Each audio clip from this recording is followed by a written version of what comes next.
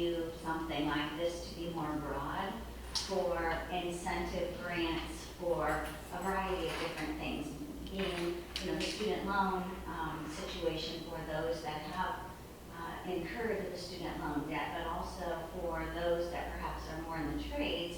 How do we get them to stay here in the same manner without having to repay their student loan debt, because they may not have any.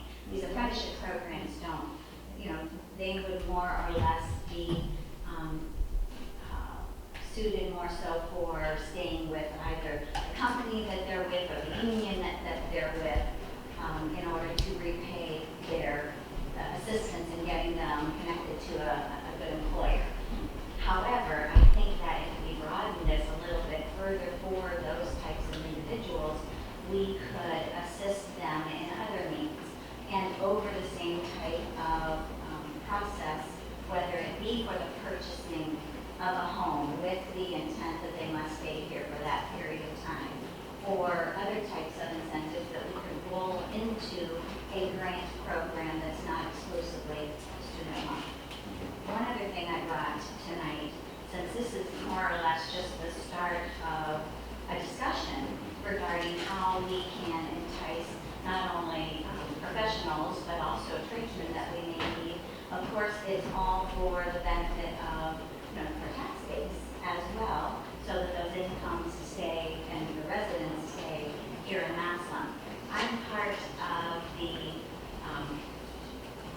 Health Foundation here in Massillon, and we are trying to do the same thing or a similar thing in attracting physicians to Western Stark County. And we were able to connect with a company as well as Neomed, is who we're sort of going through for this type of thing. And the agreements that we are looking at, and again, we haven't committed to anything either. It's a pilot program, same thing as what you're suggesting, but again, a little bit of a different spin on it that we're trying to attract physicians, but they're called income share agreements, where it's the same thing. They're required to stay within this area, practice within this area. Maybe a similar verbiage could be part of our grant program, where we even are considering paying up front and somewhat of an annuity type contract. Again, I can envision maybe the city putting back a small amount of money over a period of years and allowing this to build up to a point similar to what the Health Foundation is doing, and then be able to pay back whatever they've incurred, again, whatever they've incurred, whether it's the purchase of a home, whether it's the college loan debt. But I think in my opinion, we may need to look a little further beyond just, where we're pretty narrow in this program, both from the Newburgh Heights and others. And maybe it's not one and the same. Maybe we look at two different programs. But this is a perpetual, and they refer to it as an evergreen program, where once we put those dollars in place, it's an investment program that will stay invested and then pay out on an annuity type basis. So it's a payment for, in our case, the city, and the Health Foundation, whether it's like a period certain where we're just actually donating X amount of dollars initially, or paying payments over a period of time. So I guess I will share some of that further as we go down this path, but I wanted to at least bring it up initially so that other council people will know that there are other organizations that are looking at similar type things. Not exactly, but a similar type incentive program.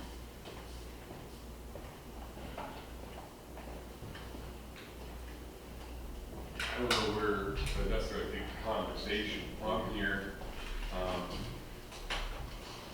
other than I put some ideas on paper, but the idea was we would discuss this further out and figure out where we go from there, and what adjustments or changes we would maybe want to make.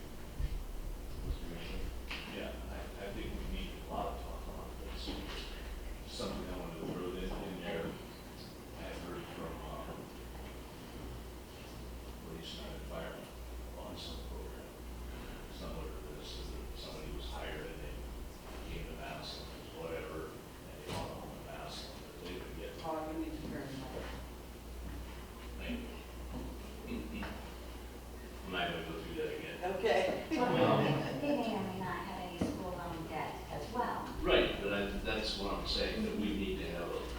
in-depth discussion, probably even ask for some input from the community. That's just what I thought about there. That was something that brought that to me a couple of months ago. Well, that's why I wanted to bring this forward now, and I only wanted to bring it forward as a draft. I figured we would probably have to meet quite a bit to discuss this. And my goal would be that this would be able to be in effect starting we could get it. So I'm like, if we start this in June, that gives us 6 or 7 months to discuss this and work it out. And that way we could still potentially budget for it and get it going for next year. It's not something that I would say we have a starting date of July, obviously. It'd be a starting date maybe January. The question I would have is, do we really need an incentive? Are we having problems getting homes taken in Maslin? I talked to some people and they say there are homes that are in the $50,000 to $75,000 range, sell very well in Maslin. Do we really need to bother if we have, I could understand if we were sitting on a pile of homes that, they weren't bad enough to tear down, but they're still sitting idle, you can see it set up. But if we don't have a problem, I don't know why, I'm not sure really if we need to do it. I think this needs a lot more conversation, get it in the newspaper, get people. One thing Some that's more ideas. another a problem with selling homes, I think it's more of a program designed to bring in a certain type of demographic into the city, encouraging them to be a Macedonian versus going to another either larger city or, again, that companies in town have a better workforce to choose from. And then it makes a win-win for the city. I just look at it as more, that we should make it more broad and not just for student loan debt, but, again, focusing a little more on what type of demographic we can, what we want to bring into the city and how we can best incent them to come for a longer period of time. And I agree, wanting to go ahead and broaden it up a little bit. I think the one thing that as we have this conversation, we want to be aware of is we don't want to maybe make it so broad that the pool of qualifying applicants becomes larger than what we can financially sustain. So we have to measure that a little bit and acknowledge that at $30,000 a year, you're only raising $500,000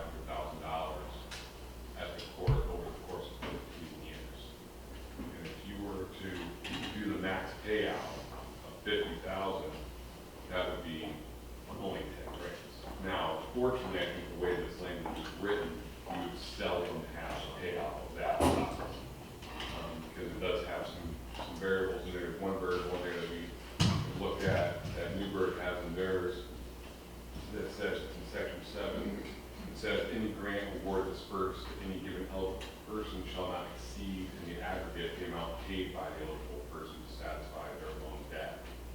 So if someone only paid $15,000 on their loan, they couldn't move to the city of Maslin, and they only paid $15,000 over the course of 15 years. They couldn't get a $50,000 payout when they themselves were because of deferment. You can put your loans in deferment and everything else, and we don't want someone to just say, hey, I'll just defer this and make my payout later. So there are some protections in there to protect the city from that, from those huge payouts. I guess before we have to wrap up, and we only take about 5 or 10 more minutes, I have also contacted a couple of school board members, Maslin City Schools, to see if they would have interest in partnering with us, and they're interested. They obviously want us to work out some more details, and I told them that we could, and then they would be interested in coming to the table and seeing about possibly also investing a portion of their funds into this as well to help beef up that number. I haven't read it, so I will dig deeper into it as we talk more about it. But what kind of protections are there for people that just maybe want to, let's say they have sincere interest at first, but executing over time, 15 years is a long time, to stop some kind of gamesmanship that they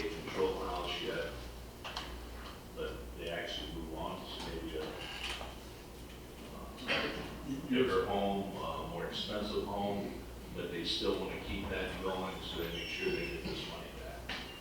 And the way I understand, or, the way I envision it is, you would not necessarily be trapped in the home that you purchased. So say you purchased one home that was valued at $75,000, 10 years later your career is going well, and you want to purchase another home that's valued at a greater number.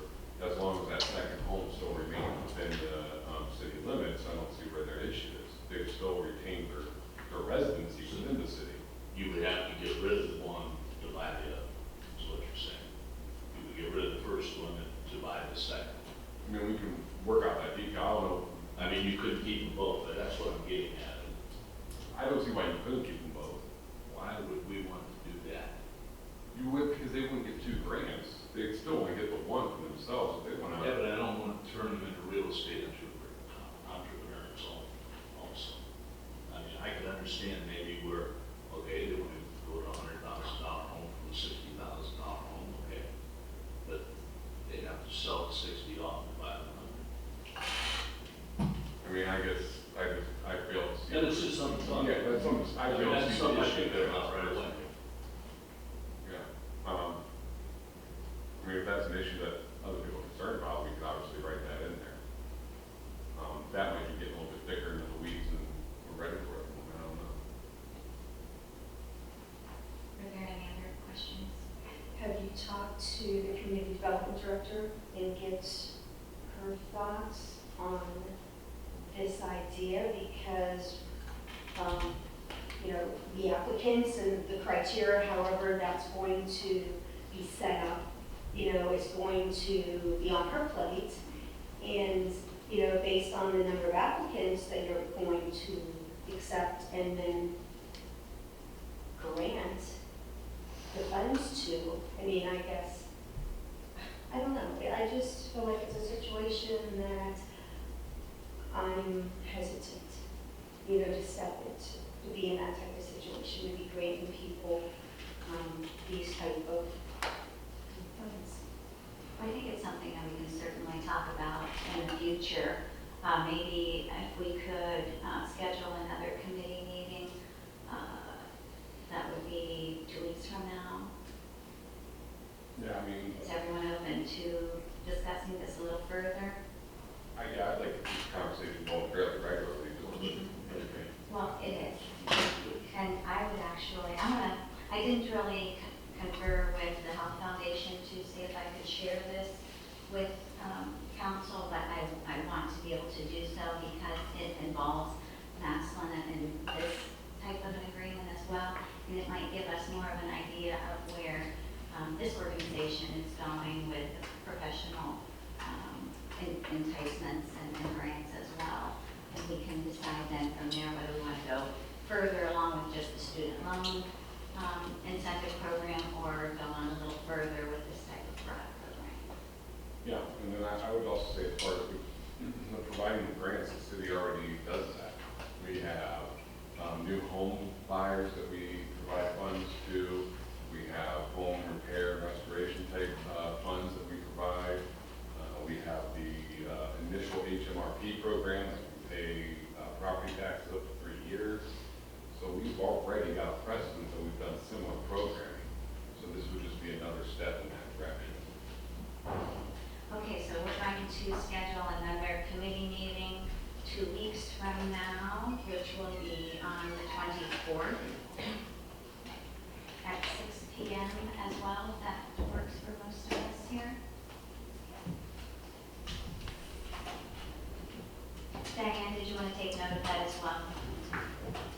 June 24th, Yes. 6 a.m. Thank you. Are there any other questions for now? Mike? First of all, I apologize for not being able to be here at the beginning of the meeting, but I just wanted a couple comments. One was, Ed first mentioned this to me, and I thought it sounded like a really good idea. And not excitedly, but I ran it past my recent college graduate sons, and to say, what would you think about this? Thinking they're going to say, Dad, that's great. I'd love to have my debt paid off. But both of them, I've got two that have just recently graduated and one that's still in college. Actually, all three of them came up with the same deal. Yeah, the problem is not the debt, the problem is, or the reason we're not in Massillon is because of the debt. The problem is the jobs aren't there. There's the high-paying jobs they're looking for, the college graduates looking for aren't here. It's kind of a chicken and the egg situation where I've read in the information that Ed had provided, it talked about having an educated, highly skilled workforce to attract companies. The problem is you have those people if the companies aren't here. So that was their comment on that, was that, okay, if we can get an Amazon distribution center into Massillon, then you're going to get you're going to get young professionals that want to live here and work here. So I don't know whether the emphasis is more on trying to attract young professionals to come to Massillon or stay in Massillon, as there's so much to try to attract the quality employers and jobs to Massillon. I think that's what we really got to, maybe we can do both, but I think that's something we definitely need to think about. So that was my comment on it. And then I just had one that's kind of in the weeds question. I noticed in the information that you had sent, it mentioned single-family homes was what if you purchased, if a college graduate that wanted to get involved in this program purchased a duplex and wanted to live in one side and rent the other side, would that be a problem? I mean, obviously it's something we have to talk about. I think the key is residing.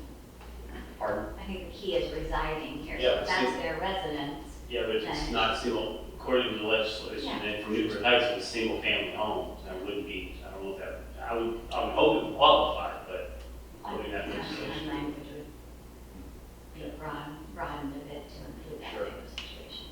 I guess my concluding comment would be exactly what Mike was referencing and that is why I wanted to partner with Linda and her contacts with the trades, is that we might be in a position, given our economic makeup and the jobs that are in this area, we might be in a position where we need to attract the trades people, because those are the jobs we have to offer. Because Newburgh Heights, bottom line, the reason they did this is because they're right outside of Cleveland. So they know they've got educated professionals in that area, and they're just trying to pull them down into their little burg to live there instead of all the other options that they have. So what is our makeup, and what are the people that we need to try to make sure are living here compared to, say, Jackson Township or Perry Township? We want to pull those, it's probably tradespeople, a lot of them, and we want to pull them inside the city and show them the great things that Massillon has to offer. Okay. We'll move into the committee meeting then. You want to schedule 2 weeks? 6 o'clock. All right. First of all, thank you for the food basket. It's very nice. I do like a lot of food. Microphone. Another thing, I don't know if anybody wanted to say anything about it, but I felt Dale House, we should talk about him just for a minute. He was a councilman here for quite a long time, plus he was in just about everything else in the community at one time or another. I don't know if anybody has any comments, or we just do a little moment of silence in Dale's memory. Okay, let's do a moment of silence. Dale.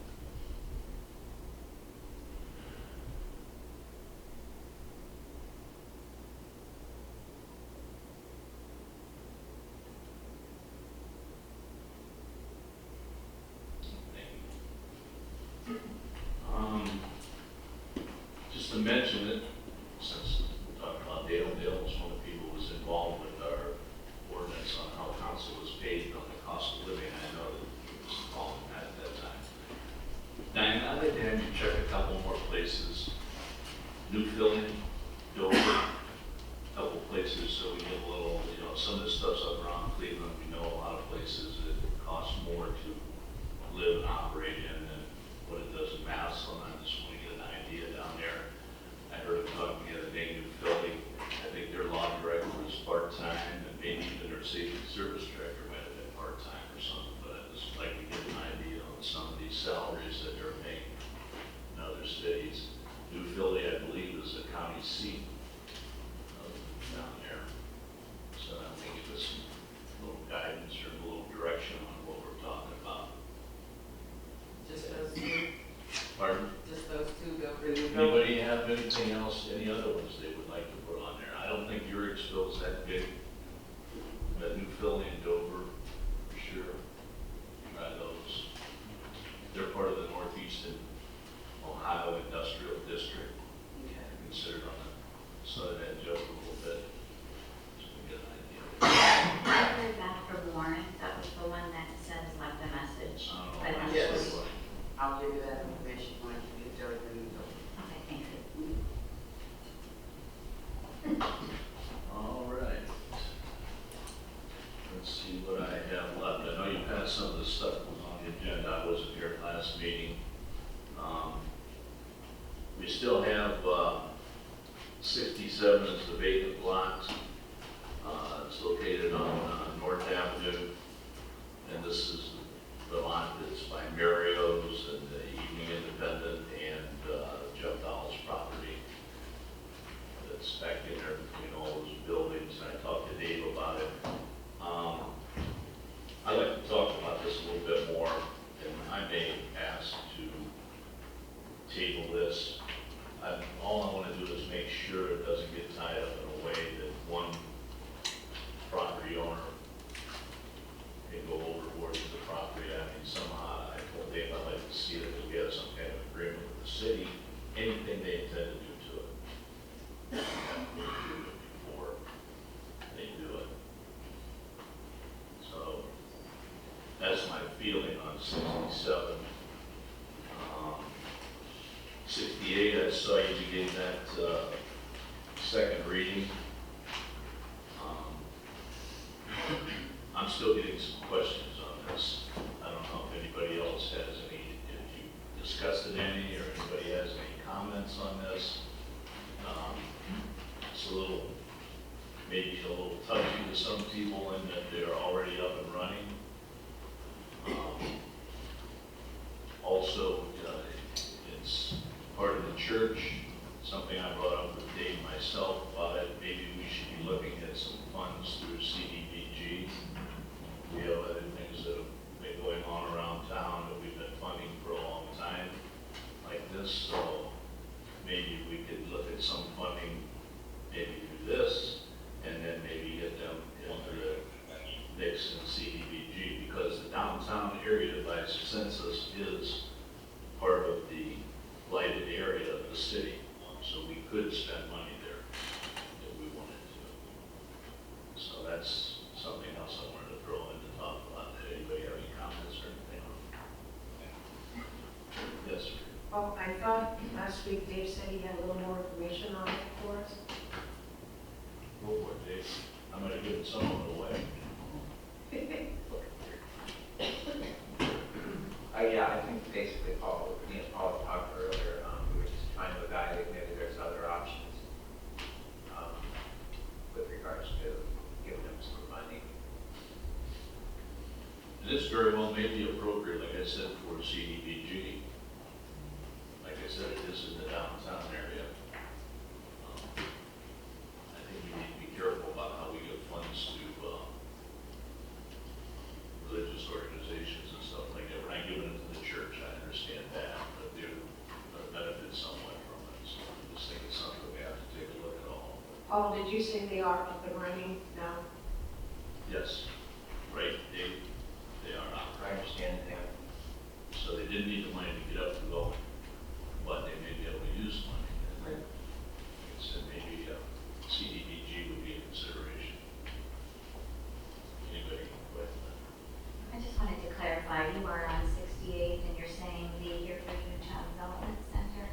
What was that title? Which one? Yes. That's the one, yeah. Okay, and that was the request for $4,000? Yes, yes. Okay, I just wanted to make sure that's where we were. Fremont.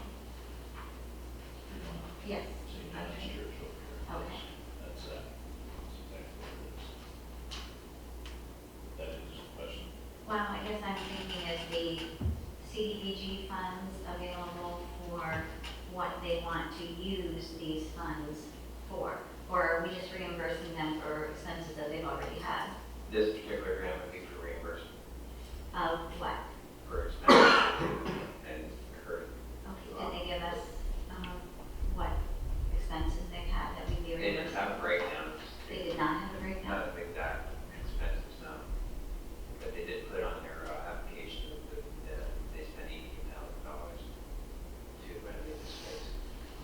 So they spent 18, they're looking for 4 of that to be reimbursed. Actually, they applied for 8. We gave 4. Offering Offered 4, I should say, correct. When the director was here, I think I remember saying that they also bought outside playground equipment, or you were wanting to do that. Does anybody else remember that conversation? I had notes that they would like, they put in a ring, they did playground and fencing around the windows. The idea is that, because I recall, asking her what the money was going to be spent on. So those are the things that she threw out at that time. And the ramp is finished, because I did see it this afternoon when I was at Mr. Waterhouse's apartment.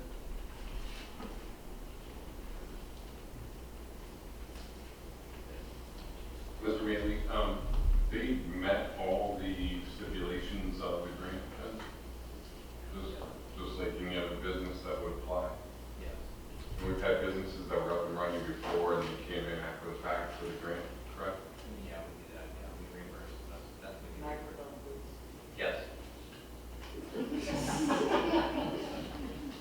I only ask, but I want to make sure we're not digging deeper on them than anyone else. I mean, the only thing I should consider is there an issue with them being housed within a church? And if that's going to be the issue, then we can discuss that. But outside of that, I don't know, because we have plenty of businesses downtown that would qualify for the CDBG. I mean, this isn't unique.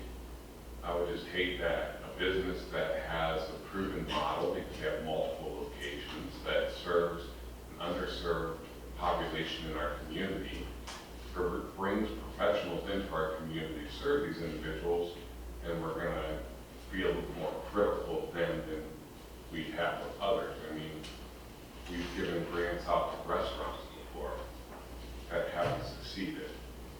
So this, I want us to be picky because we do have to be careful, but I don't want to treat them differently than others.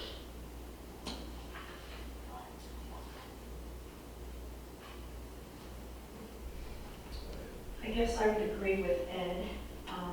Is there any type of stipulation in the application process that says, certain locations are excluded from applying? And if there's not, that's a concern of mine. We don't have stipulations. That's a concern. No, actually, we have no stipulations for us, so, yeah, they qualify for the grant. I would say that post this application, it may be worth our looking into. We may want to, look at saying or adding or whatever of making a change where we will not accept businesses located inside of another business maybe or another entity. Because that's really the issue here, is that because they're housed within another entity, we're like, well, then this other entity is also going to benefit. You know what I'm saying? So if that's the issue, then we can always add that.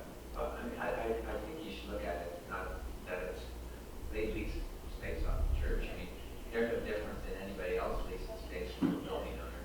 We have downtown, most of the property there is lease space from a property owner. Without digging too deep into it. Yeah, that's absolutely. Anybody else? There's also another part of this that he's talking to Dave, they haven't got money from the other communities they operate in. So I think it's something, we do need to consider all of these things. Did you say they have or have not? I don't want people to just start thinking we're a pushover. Well, did they apply at the other places? Pardon me? Did they apply at the other locations? I don't honestly know.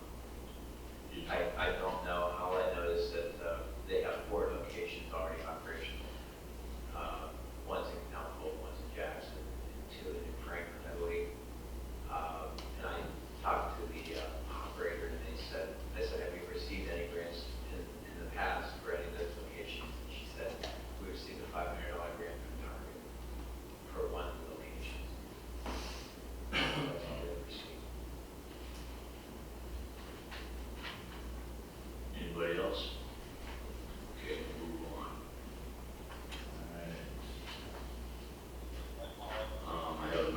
estimates on there, and we will have a meeting Monday prior to, on the rezoning down in McKinley, that I already mentioned that. So we'll be talking about it. And it'll be up for third reading also, or well, we tabled it. So it'll be coming back. We'll have a meeting prior to next week's meeting, and then it'll be on the agenda for passage. And I have one new one here somewhere. Can figure out where I put it.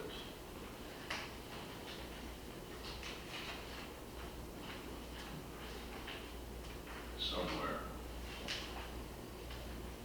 What was the new one, Dave? $10,000, yes. Yeah. All right. I picked it up over there. Where I put it. To allow the city of Madison to accept a $10,000 grant from First Energy Corporation for the city's Renaissance of Duncan Plaza project. It doesn't need much, I don't believe, explanation.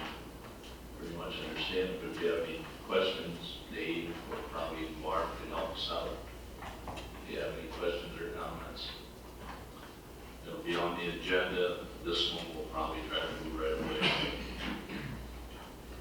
And I think that's all I have for community development. Oh, there it is, right there. Okay, I got it. All right, moving on. Environmental. Yes, I have one piece here, legislation for ordinance to authorize the Director of Public Service and Safety to advertise for and receive sealed bids of entering the contract final award and approval of the Board of Control with the lowest and best bidder for the levy conduit closed circuit television inspection project, CCTV. Current project cost estimated is $128,682.50. We funded through the with the accounts 2105-425-52510 storm sewer repair. $30,307.80 coming from 1414-610-52510 sewer improvement account.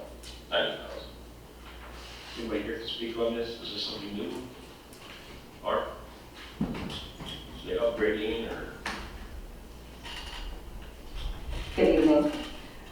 This is something actually that occurs every 5 years. I did talk to Tony about it when he put it together. So this is something that we are required to do every 5 years, and basically it is the equipment that will be needed then for the contractor that they do bring in. On the third page here, he did kind of get from them a complete breakdown for you of the explanation as to why it's needed. And basically, if you look in the last paragraph, they refer to the Rehabilitation Inspection Program. They refer to it as the RIP program. And you have to be a part of that and conform to all those guidelines for federal funding. So if we want to continue to receive the federal funding, we have to do this project every 5 years. Okay. Any questions for Mark? I see there's words and language on this, so we don't have questions, we'll put it on the agenda for Monday. Okay, I just have a quick question. As I look at these accounts on our statement, cash statement, are there sufficient funds in the accounts to pay those? Yes, Jane did sign off on, and these amounts were in his budget as well, wastewater's budget. Maybe you can share with me when you're done, because I'm not seeing it on here under the 2105, Okay. if you wouldn't mind. Oh, sure. Okay, thank you. Any other questions? That's all I have.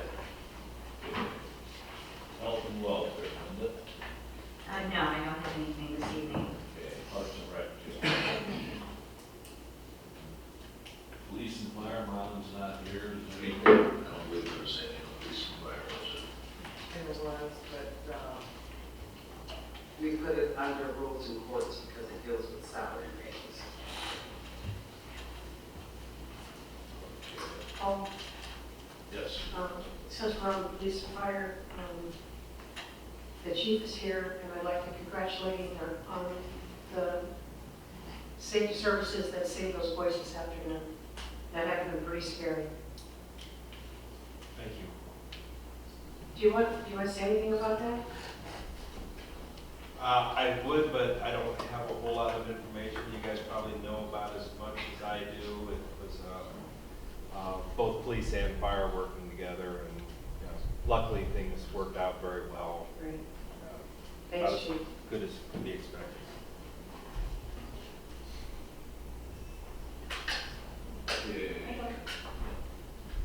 I don't think everyone knows what you're talking about. Chief?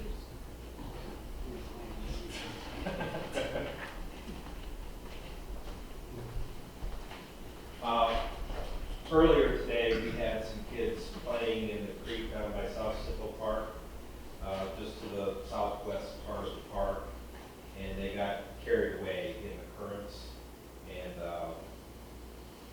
part of that, or that goes then underground and eventually filters into the Tusk River. But between the police and fire, they were able to save all 6 under the 6. One had actually made it all the way down to the Tusk.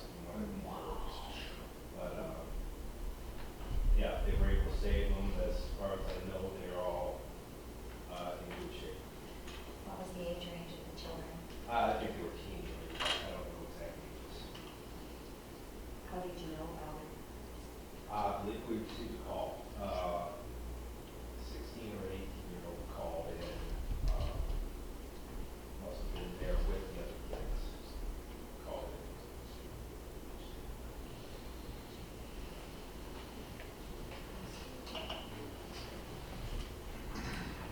Okay. Public utilities,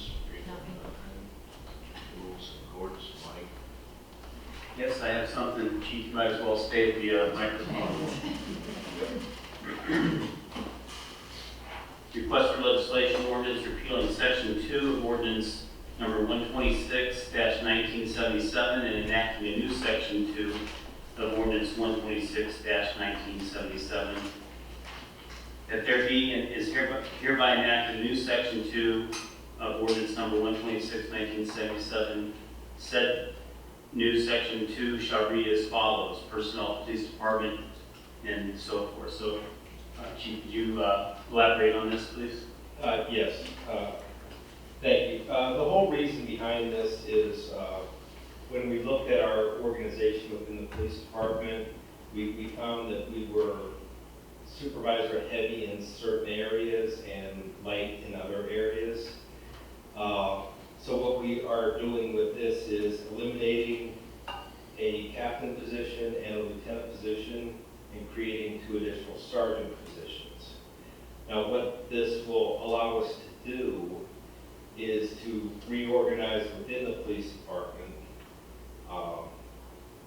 Number one, it will put our officers, our supervisors, in a position that is more suited to their rank. For instance, the lieutenants are traditionally more management, and they would almost be taking over what the captains are currently doing. The sergeants would be running the shifts and actually running the show, being the immediate supervisor, which is what they are. Currently, on our shifts, we have a lieutenant and 2 sergeants, and this can create some confusion because when the lieutenant's not there, then a sergeant is doing the lieutenant's job, but in the other days he's doing the sergeant's job, and it would just be more consistent as far as the type of work they're going to be doing. This also has to deal with what the books call span of control, the number of subordinates that one supervisor can effectively monitor. And usually that number, that they normally say no more than 10. And in our current organization, our support side is being run mainly by a lieutenant with no other supervisors, and he's watching over 10 or 12 people at this time. The shifts are okay, they're 5, 7, and 5. But with the reorganization, what we're planning on doing, it would mean no more than 8 people are being supervised by one person at any one time. So it brings that span of control back down to a more manageable level. Another part of this is we're not just cutting positions or demoting anybody through this. It'll be done through attrition, so it's not like tomorrow all this will take effect. As our current captains or lieutenants retire, get promoted, whatever, then we'll slowly implement this, probably one person at a time, until we eventually get to the numbers where we want to be. So it will probably be an extended process before it's really seen, but we need to do this now because we are in a good place. Both of our captains could be retiring here in the next couple of years, and if we wait, then, you know, we could have a young captain in, be there a long time. It's just a lot of things that could happen. So this is the right time to do this, and I think it's what we really need to bring some more stability and better use of our supervisors within the department. So it sounds like you don't have anybody currently planning to retire within the short term. Not supervisor level. We have 2 patrolmen going in the next month. They're retiring. Not supervisor-wise. Okay. Any questions, Chief? Ms. Logan? I would just ask from a salary perspective, what is the differential? The differential, which you'll see later today, the lieutenants are at 12.5 currently above sergeant. Legislation tonight, if it passes next week, would put captains at 12.5% above lieutenants.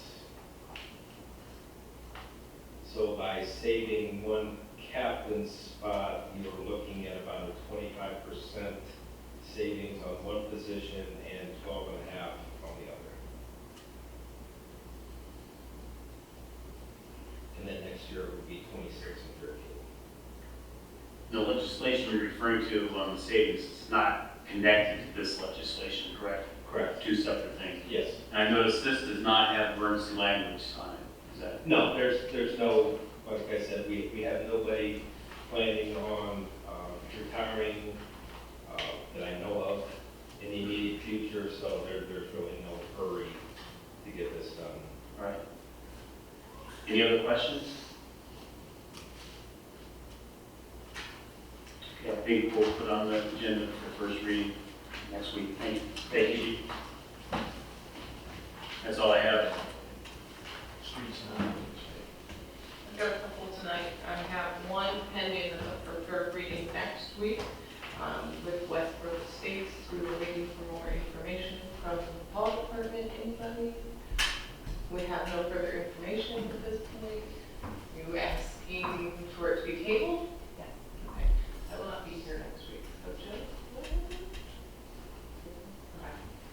That's the only pending legislation I have. There are a couple new ones. Table indefinitely at this point until we hear otherwise from the law department. Yes. Okay. I have a couple new ones. First one is sealed bid center contract for the catch basin rehabilitation project. So we're looking to spend $110,000 this year on catch basins. Questions, concerns, comments? Mr. Lewis?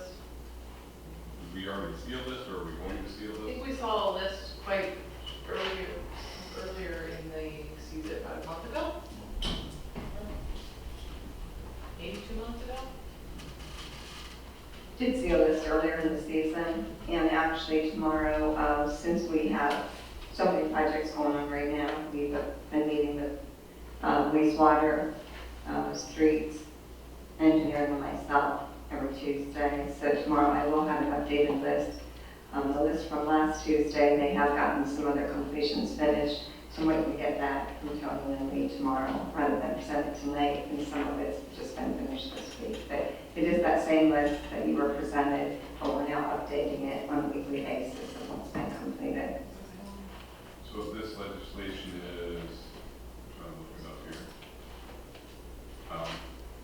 We're authorizing them to do what again? I'm sorry. Trying to follow. This is for $110,000 See this. for the catch basins. I'm assuming we're still trying to get it done this year. I just want to make sure it wasn't appropriating the $10,000. No. Advertising receipt. Any questions on that one? Jill? I do have a question. When you say that you're updating it on a weekly basis, is someone complete, have they been completed by the street department? Some of them by wastewater, and also some of them done by the contracted people that we contracted out. There's some of them that were already upgraded and out to bid. Yeah, we already did some of, approved someone, yeah. This is the second round. So I guess that's where I'm confused. Is it a second list, or? Well, they're still working off of the same list, basically. They're the ones that are the worst in the city. They're the ones rated 4 and 5. Like 20, 25 catch basins, or is that the same list you're referring to? It's actually the entire list of the 4 and 5s that were rated the worst. I believe that's what you guys were given. I have a 2019 catch basin replacement project list. Is that the one you're referring to? That's like, I just wanted to make sure. So that first attached amount was that for It was those? for $138,000. You can see the.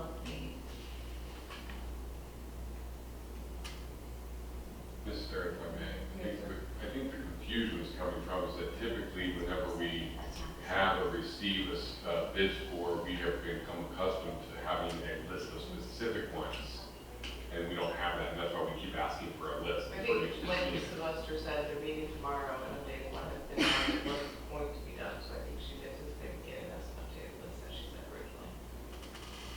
Correct? That's correct. sorry, that's correct. Some have been completed, some are not, so updated list from the street department. Ms. Ransom? Yes. The previous safety service director, we reviewed this, made a statement we have 7,000 of the town, and I don't know how many need done, but many. And we are tracking this in different ways here. We have, if you go down and talk to Tony Ulrich, he has a list. And the engineering department had developed the list to begin with too. Now, I don't know if we're working off both of them but I have complained about this probably more than anybody in the council in the last 4 or 5 years, and I feel very good about the way we are starting to take care of our catch basins. We have a lot of catch basins that are not, we have 3 ways of doing it. One is through the wastewater treatment plant. The other one is this way, bidding them out. Also, you see Overbond working on them quite often. They take care of a lot of emergency ones for us, I believe. And then also, the catch basins are being done as part of every project in town, and it's on every street. That's what they do, they fix the catch basins. If you go down 27th Street now, I think they put 4 or 5, 6 of them in on 27th Street. They're getting ready to black out that, so. Tony Ulrich has probably the most complete list right now. If you want to see it. There's been a significant amount of work on catch basins throughout the city already, so they are definitely crossing them off the list. Drive around and see quite a few recommendations. Yeah, we don't want to wait though. So Megan and Paul, you are correct. And Paul, he does have the best list, but we have combined them together now. That's what we did last week, so but tomorrow's will update it even more so where we're at. But we did combine the list, so you'll see everything completed on there. You just give us the updated list for next week, and then if there's any questions next week, we can field in that. Okay. Thank you.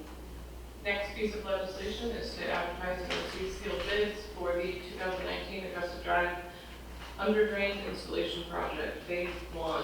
This is an estimated cost of $120,000. Barb? Well, I'm sure all of you know, and I know this has been addressed for quite some time, and the project that we're starting there, and that was discussed earlier this year. And so now it's basically to go out to get the bids for this. But that was the approximate estimate that we had earlier in the year. This is one of the amounts that is in the engineering's budget that was approved by council. And this is phase one. How many phases do we believe, and how many years do we believe this will take? No, do you remember? Do you know, Jill? I mean, I'm not. They didn't state how many phases when it was brought up, but that was kind of my question, because when the engineers brought this up, I thought it was Cypress Drive, and then I keep seeing Augusta Drive. So that was going to be, my question. Is it Augusta Drive or is it Cypress Drive? It's Augusta, I do know that. Because I thought Cypress was worse. They were having a lot of issues on Cypress Drive. I don't remember that. But I wasn't very involved in it either, so I can check for you, Jill, or you can even call. You can check on it and let me know. Yeah, where they were with this Cypress, because I thought that's where they identified the issue originally for the under drains on Augusta Drive, on Cypress Drive.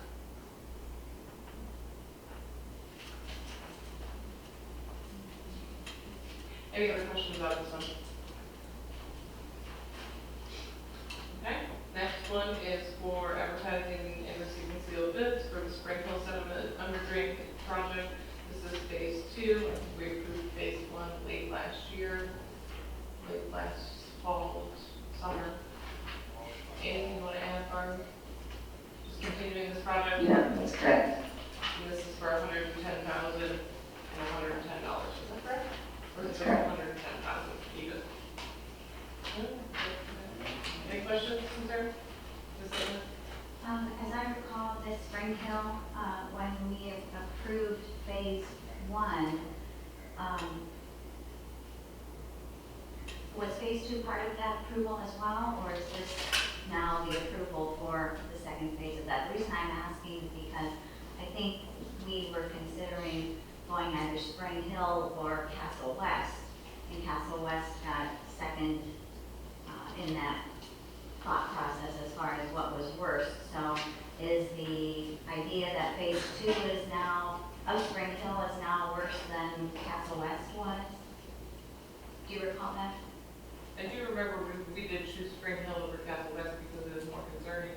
I'm assuming they need to continue what they started last year. This is largely phase two, but anybody, Mr. Lewis? From what I recall from the conversations we had last year, phase one of Spring Hill did not go through the entire allotment. It only addressed an area, and we went into that knowing that they would have to go in again to complete the allotment. So, like, I believe we were talking, and they were going to start with the under drains in the bottom part of the allotment, and then they were going to go to the top. And then maybe that didn't work out, and they ended up starting at the top, and now they're coming at the bottom. But there was definitely two different sections of the allotment that they had to address at two different times. And if you remember, we only had a specific amount of money. There was no way we could afford it all at once. So Right, that's why Castle West was second on that list. I guess I'd like to know from the engineer, if Castle West is now on the list for the next project. Like I said, these are the amounts that were approved through the budget for the engineering when they gave you the whole listing of the projects that they were doing for this year.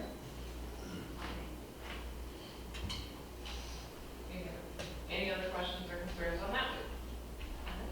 Next piece is advertise and receive sealed bids for the 27th Street Northeast, Jackson Avenue Northeast Resurfacing Project. Limits are from Hankins Road Northeast to Harsh Avenue Southeast. The project estimate for this is $292,611.50. This is funded through the municipal road vehicle tax. Questions, concerns? Claudette? Is that just the maximum site is Perry going at the same time as we are for Jackson Avenue? Have we reached out at all for any cooperative? Well, you'll see the attachment there on the Perry part. The city section in Perry. I know. Looks like the city is 59% of this, and Perry's paying 41% of that, is that correct? That's correct. Okay, so there has been cooperation reached out between the city of Mansfield and Perry Township. Any other questions? Mr. Gray? So, when do we expect work to possibly begin on this? Well, they're gonna go out for a bid now, so we'll see when the bids come back, and again, we'll have to see where they come back in at. We And think- I don't have actual dates. Or we think this year, this These were season? projects, yes, these were projects that were earmarked for this year. Okay, Mhm. thank you. You're welcome. It looks like part of this will actually be paid for by grant, correct? Yes, this one's through the, so we've got two of them here today. So, yeah, this one is through the OPWC grant. And they're going out to bid right now for this because they get that money through. That money will come in right around July and August, and they want to include it in this year's project, so they want to go out for bids. Okay. Any other questions? City share will be around $86,000. Final piece from Streets and Highways is to advertise and receive sealed bids for the 2019 Erie Street South resurfacing project from Erie Street South, State Route 21, east overpass to Erie Street south of the Oakwood Cemetery. This estimated cost is $171,626. Questions, concerns? Nothing. Okay. That's all I have.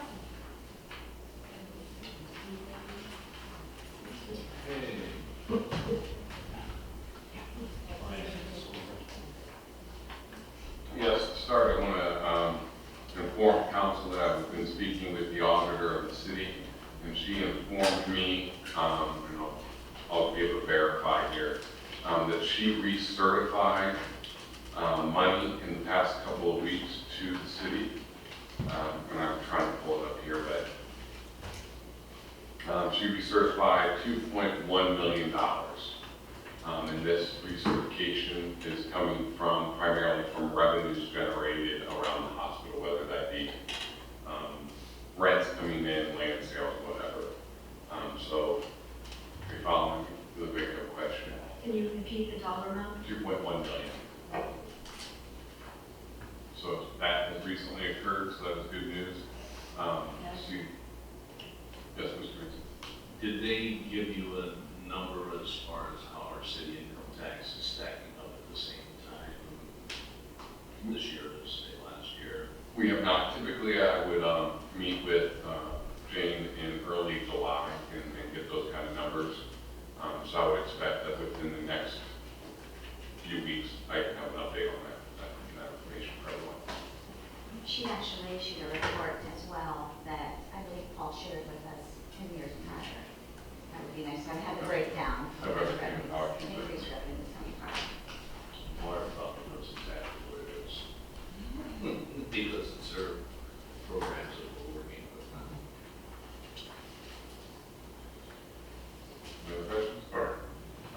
First piece I have here is asking for an appropriation for $28,385 for supply materials postage, and that is for no. This is for a new traffic controller and cabinet for Lincoln Way East and Wales Road.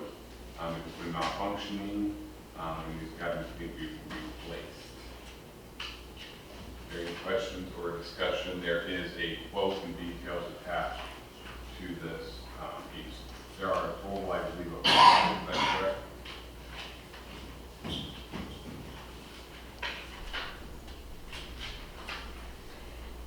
The 5 that are being replaced are the smaller controllers. The large one is the one that's on Lincoln Way in Wales, and I spoke of that at the last work session, if you remember, just because we're having so many problems with it. One of our police officers was here to ask that question, that they're getting a lot of calls, having to direct traffic until the street crew can get out there and get it adjusted. So that definitely needs replaced. And that's the one also that we talked about that's going to be a part of the Wales Road project. But we will repurpose that then as well, because we do have to replace it right now. But the others, 5 small ones, are $3,900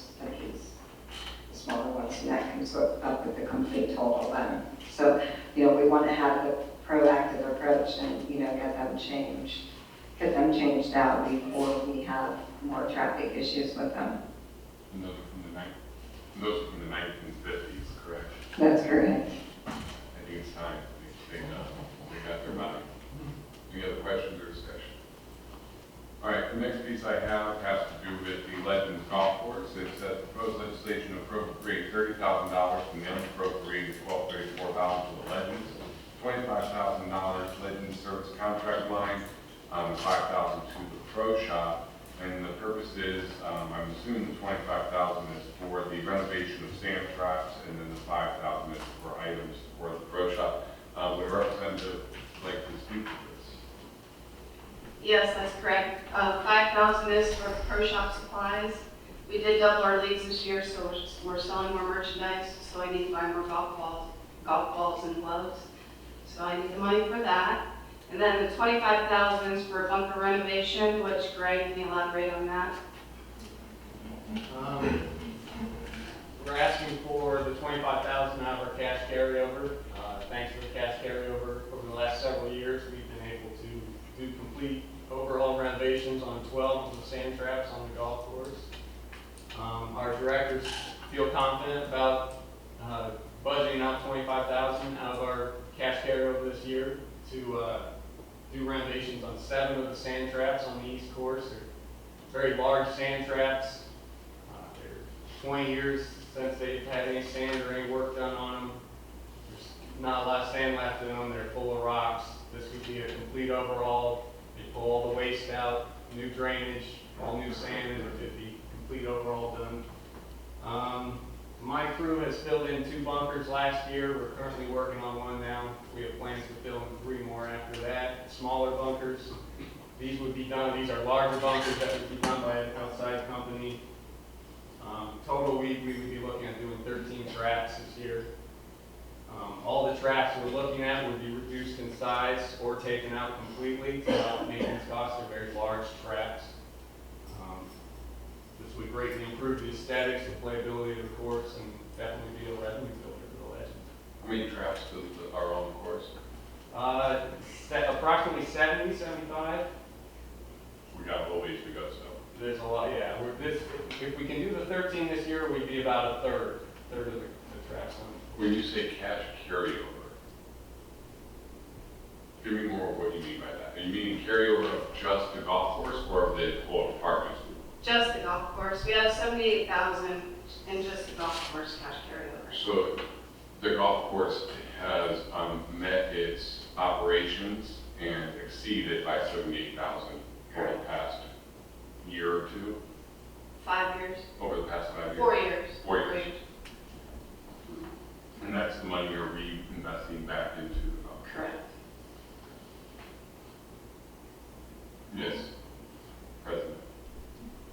Is there money to buy hand sanitizer for the restrooms? Which restroom? The porta potties. Oh, yes. We'll take care of that. There's nothing in the porta potties. Oh. Nothing. We'll take care of How many weeks? 5 weeks? that. Pardon me? 5 weeks a week now. Also, they are doing the cart paths. Yes. All of them will be done this year. Patching. And you said there's 70 sand traps, and you're doing how many? We're doing 13 this year. We have done, how many so far? We've done 12 total. Between the 7 we're asking for the money and the 6 we're planning to do with my crew, it would be 13 total this year. Plus the 12 we've already done. Ms. Lippman? So what will you be reducing it down to? You said that you will be, there's 70 to 75, but you'll be eliminating some and or reducing down The some. 7 we want to work on are very large. Some of them will be reduced 2/3 in size. It was a style in the 90s when they built the course. Very large, lots of bunkers, very large bunkers. It's not the style a lot of courses are bringing them down to reduce maintenance costs. So every bunker is different size. That we've looked at each one and have a plan for each one to reduce it. A couple of them are going to be taken out completely. They're no longer in play or important anymore to the golf course. And as far as the cart path, Yes. that's all going to be done this year. Is that being done with collaboration from the city? Yes. Any other questions or discussion? Thank you. The next piece I have is please prepare an ordinance to appropriate $171,626 from the unappropriated balance to the municipal road fund. This appropriation is needed to cover the expenses with the Erie Street South resurfacing. So we will keep this in line with the street project. And it's put in bold here that all expenditures paid from this account are funded by the Stark County Commissioner's Municipal Road Fund Reimbursement Program. So we're putting it out there first, and then we're going to reimburse. So, any questions or discussion with this?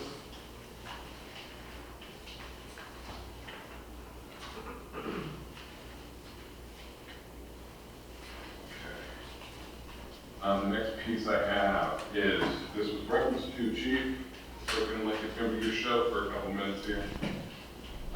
This is the accepting the City of Massillon Police Department supervisor rates per Appendix A attached. If you look in there, I'm sure the Chief can go into more detail, but there is a 3-year, and one of them looks like it might be a retro, but I'll let him explain.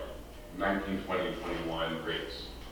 Yes, this is in line with the blue and the gold contract that they have both recently been completed this year.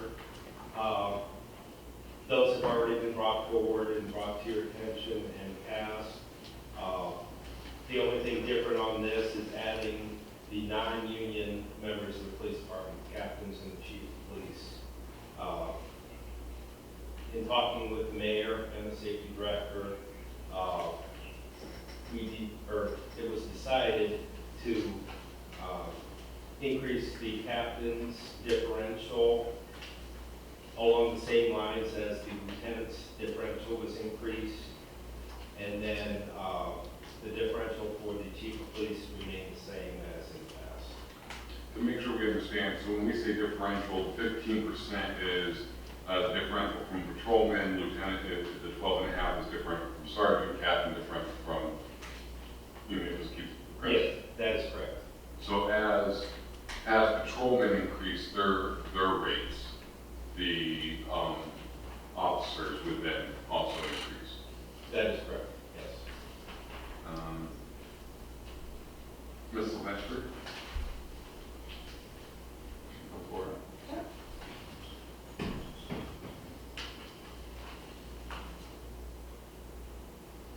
Just the impact to the budget over the next few years?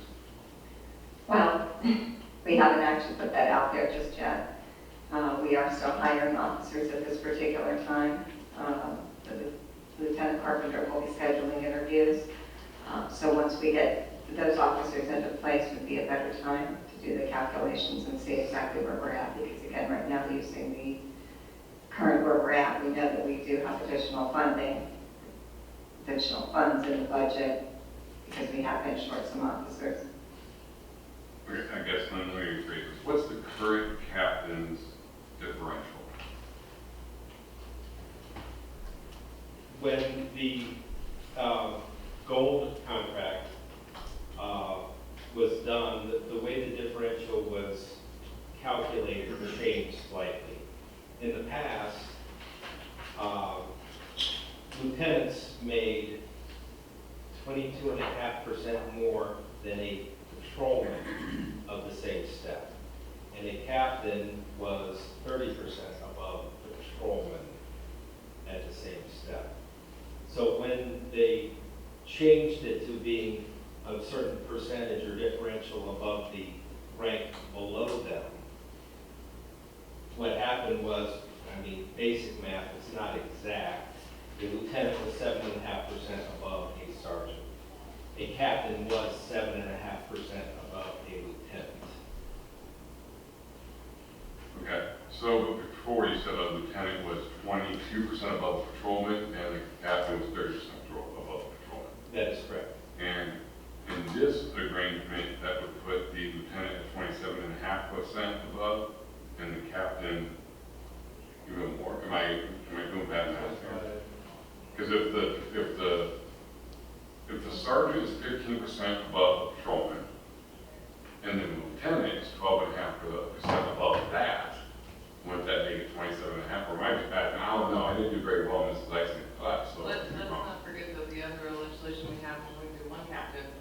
less lieutenants, more sergeants. So it will be cost saving in the event. And if there's one captain that I'm assuming is taking on more duties. I'm just trying to be quick. Correct. So I guess, get down to brass tacks, how much of a raise is this? What, in the end, through arbitration, through the fact finding, the lieutenants were given basically a 5% bump in their stipend, or in their differential. The city felt it appropriate to do the same thing for the captains and bump them 5% as well. So this 12.5 represents a 5% raise under the new conversion. Approximately, because you're going from above patrolman's rate to above, it can compound, so it's not exact, but it's kind of a basic calculation. Well, I mean, I'm not trying to be picky here, but 5% would be that a captain now is making about 38, 39 an hour, right? Because 10% would be $4. Does that make sense? I don't figure that out. If their new rate is going to be $40.39, 10% of $40, 39 cents is $4. We're saying 5%, so that would be half of that, which would be $2. 2 minus 40 is 38. Did I get it, man? Okay. So, is that about right? Take your word for it. I don't know. That's lieutenant. I'm looking at captain. And the reason I'm focusing on captain and chief is, not that I want to pick on our chief, I think you guys all do a great job, but the sergeant and lieutenant is contractual to the union, correct? Correct. So we can't, that just is what it is. We gotta accept that. The captain and chief aren't in the union, and I don't disagree with giving them the same bump. If we're giving everybody else a bump, I don't disagree with it. I just want to make sure that the number works out. That's why I called you up. The number works out. It does work out. We did do the calculations when we sat down and put everything here for the differentials. All right, so then we have some questions. I don't want to go too far down the rabbit hole. I just want to ask one more question. So if we're looking at 5% raise for the lieutenant, 5% raise for the captain, what does that equate to then for the chief? A 5% raise. My differential remains the same as it was before. It was at 19.75% above what a captain was making. It remains the same. Great. But by virtue, yeah, so By virtue, it's going to else. bump him too. Yes. Since everybody's based off of making so much more than the person behind them, if you give one a raise, everybody above them also will get a raise. So the captain goes up by 5% as well. And my only question was, because we're doing a different conversion, so where everybody else, except for the chief apparently, was based off of what a patrolman was making, we had different patrolman. Now we're converting it to, you're getting a differential based off of the rank below you. When we did that conversion, is it aligning with the 5%? Mrs. Lester seems to state that it is aligning with that 5%. That's correct. I mean, like as Chief said, the sergeants and the sergeant and lieutenant, those are under the old contract, which you did approve, and you've seen those breakdowns where they did there. So we thought that we would follow those standards, and Chief stated the same differential then. Any other questions? Those are just a few of my questions. Wait till we get to the drones. If you have any questions about those too. That's it, and we'll go ahead and have that on the agenda. The next piece we have is Police Department is requesting approval to accept a $2,500 donation from Walmart in the form of a check that's already been received. There is no specific use listed. The funds would be deposited into the law enforcement local grant. Any questions regarding that? Do we need emergency language on this? Anything that's pressing? Yes, the quotes we have for the drones that we look at purchasing, they will expire probably within 30 days. All right. Well, that's the next question then. What's this? We want to buy 2 drones. That is correct. How are those going to be used? We will have officers from each of the ships trained to pilot them. They're not like your toys that kids may have. These drones that we're looking at actually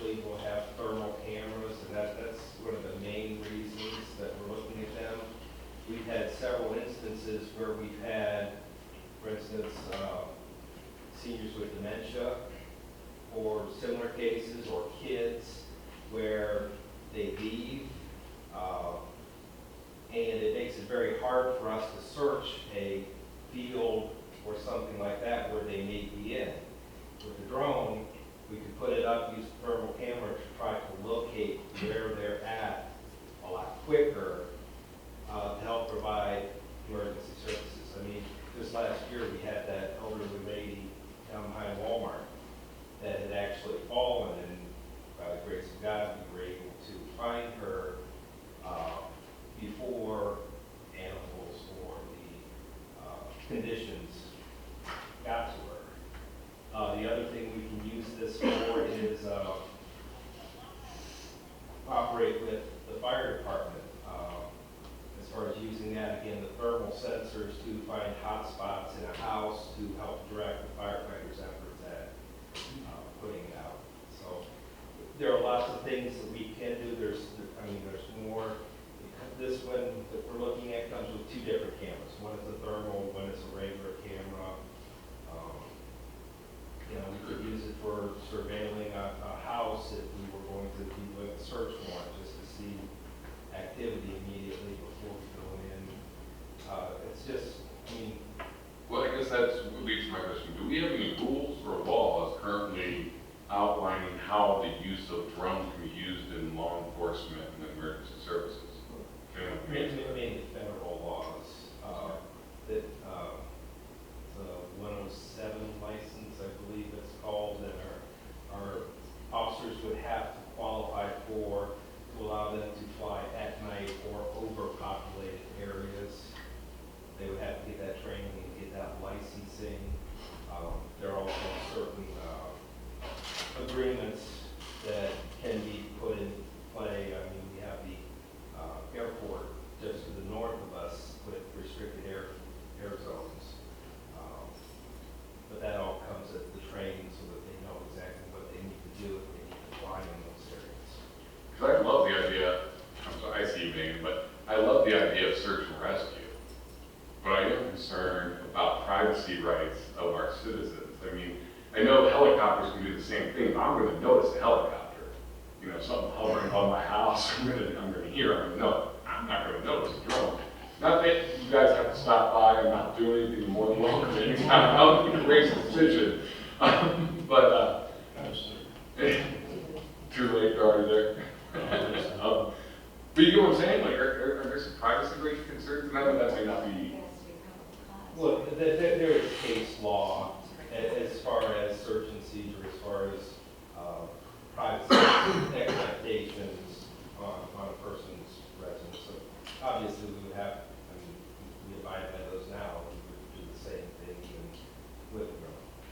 Ms. Fair. I'm sure the law department will keep up on all the current case law with drones and update the police department appropriately.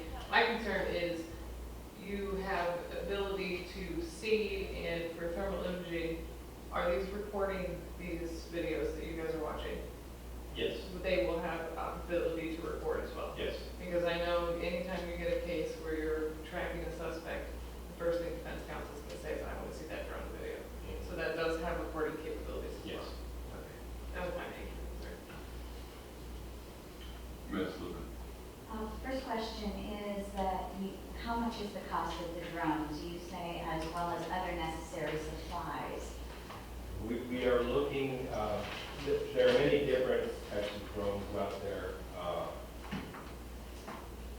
We are looking at a cheaper version, and actually we're looking at purchasing 2 of them. It's going to be about $7,000 for the 2 drones, and it's a kit that they sell along with it that has extra batteries and cases and propellers and all this other good stuff. But total cost is going to be about $7,000. So where will the other funds come from as part of your budget? We had an earlier grant from Greek Board. I think that was $3,000. We have this $2,500, and the remainder will come from law enforcement trust fund. I have one more question. These types of grants, do you write the grants to these entities, or why are these entities offering grants to the police department? We did write to the Walmart. We applied for it, yes. Mr. Mason? This is just curiosity, it has nothing to do with what we're spending, but you said the infrared cameras, you can see people inside buildings, homes? No. None at all, not at all? No, Or, I mean, the cameras aren't that sophisticated. In fact, I mean, it is one of the drawbacks that we tested them out. We had a company bring some in and we tested out. And even in a tree line, you know, an area with trees, it's hard to really see. I mean, it's not like it just pops out and you can see it clear. Now, you can see when there's small clearings, you can see the heat signature going through, but if it's under leaves or canopy or anything like that, yeah, it'll disappear until later on where it comes into a clearing. So, yeah, you're not being able to look into houses and see what people are doing. can you tell the difference between a person and say a deer, or you have to actually go see what that is after you pick it up? It depends on how high you are and the magnification. Yes, you can tell the difference, but depending on how high up you are, you may have to lower the elevation to see it a little bit better. Because you will just see a heat signature. But they are pretty good. You can definitely tell somebody's walking down the road as a person. Ms. Greer? So do you have to perform some type of internal validation regarding these drones, so you know what's expected if you're going to have certain officers trained in using them to ensure what you're looking at, I guess, before you put them up there? As far as what you're looking at, you're going to be able to tell that you don't really need training to know what the picture shows. I mean, the vast majority of times, it will look like a person. It's just the colors are all different. If you're up, you can see a road, you can see off to the side, you can see all the different variations, because everything's a different temperature, so you can see all that stuff. Now, the training will be given, you know, so they will know legally, you know, what they can do, what they can't do, make sure that they're able to fly it properly and safely.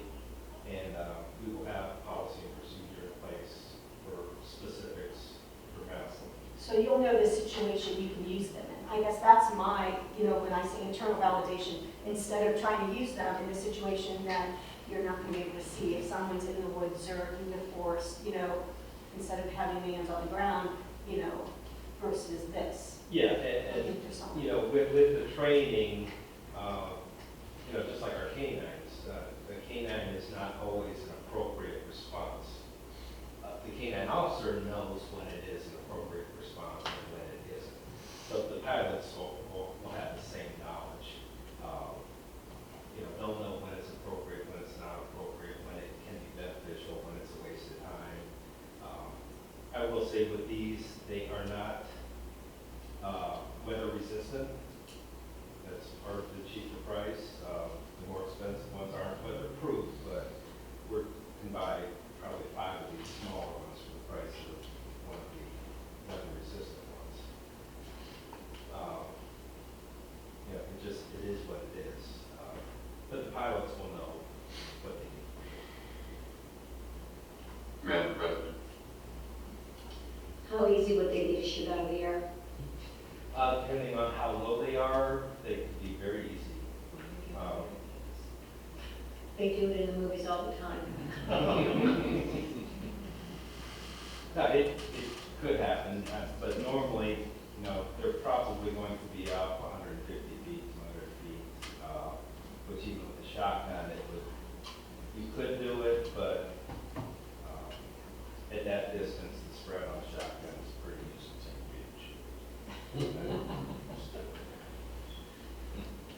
Are there any other questions? Thank you. Last piece I have here is please prepare an ordinance to appropriate and the unappropriated balance of the drum funds of the following account. It's $130,000 for storm sewer repairs. This is for Warmington Road, southwest of Road Emergency Repair. You can see it. We have pictures of the damage and the erosion that's taken place. and it's pretty apparent that this needs repaired. The edge of the street is eroding away, so we need to get this taken care of pretty quickly. Yes, Mr. Manson? Yes, there aren't any streets in the city worse than Washington Road right now when I drive down. It's really a mess. All right, well, that is all I have, Mr. Manson. Anybody have anything else? Council? Yes, Bob, go ahead.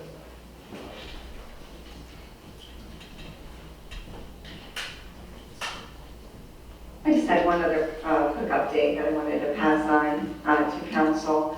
It's an update on our code enforcement personnel. I don't know if any of you know, but Bruce White is going to be retiring on July the 5th. So we had posted that position and the civil service test was administered. We have the applicants, and in doing the interview process, I was a part of that, and the mayor was a part of the final interviews. And when everything came to finalize, we had two outstanding candidates that are very interested in the position, want the position. So the mayor and I were in discussions with the auditor, and we felt at this particular time it would be to our benefit to hire both persons for code enforcement. Jimmy Johnson has indicated that he was possibly going to retire at the end of the year. So I know this council and our mayor that code enforcement is a very important piece of our city. And to hire, one person in now, a few months of training, and then, Jimmy be gone at the end of the year, put us into, again, the training process is much better now when we have a lot more going on in the summer months. We have a lot more buildings going up, we have a lot more projects, whether it's commercial or residential, as well as the high grass and so forth that we want to make sure that we keep up with. So I know that that's been important to everyone. So that was the idea that we put together there. So, that's the process and steps that we want to take. I did get with Frank and our budget director and of course the auditor, and possibly come in later in the year if everything does, work out as we are projecting.